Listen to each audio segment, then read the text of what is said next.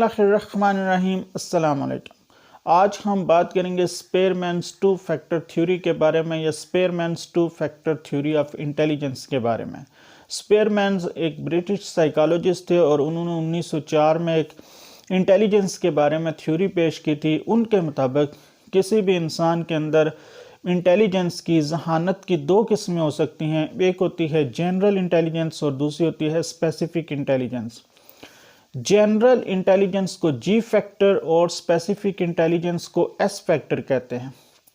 General intelligence genetic होती है, ये इनबॉर्न होती है।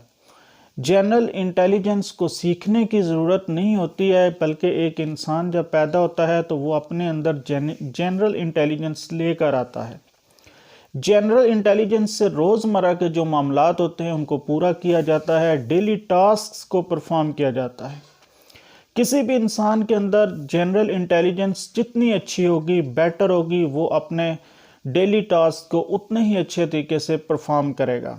जनरल इंटेलिजेंस ये है कि एक इंसान चलता कैसे है, एक इंसान बात करता कैसे है।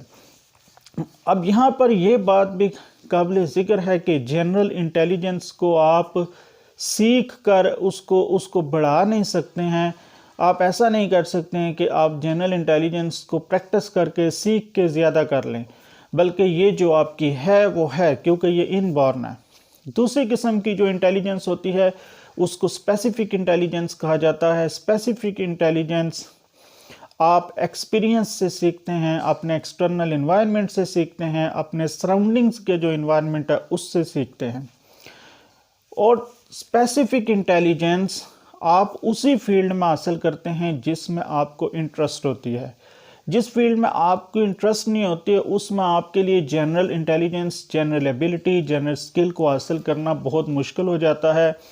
लेकिन जिस फील्ड में आपकी इंटरेस्ट है आप उस फील्ड की जनरल एबिलिटी को गेन करते हैं। और जनरल एबिलिटी को हासिल करने के बाद ये ज़रूरी है कि आप उसकी प्रैक्टिस करते रहें, आप उसमें कंसिस्टेंट रहें।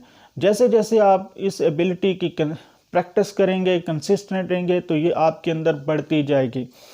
फॉर एग्ज़ाम्पल, अगर एक इंसान की मैथ के अंदर इंटरेस्ट है और वो उसको मैथमेटिकल जो प्रॉब्लम्स हैं उनको सॉल्व करना, उनको हल करना अच्छा लगता है और वो उनको सॉल्व करना शुरू करता है, और जैसे जैसे प्रैक्टिस करता जाता है उसकी ये स्किल बढ़ती जाती है।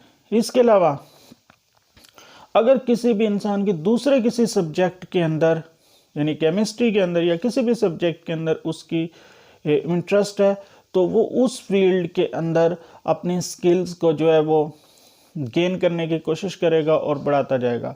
स्पेसिफिक स्किल आपकी इनबॉर्न नहीं होती है, आपकी जेनेटिक नहीं होती है, बल्कि आपको ये सीखनी पड़ती है और ये एक्सपीरियंस और एक्सटर्नल एनवायरनमेंट से हासिल होती है।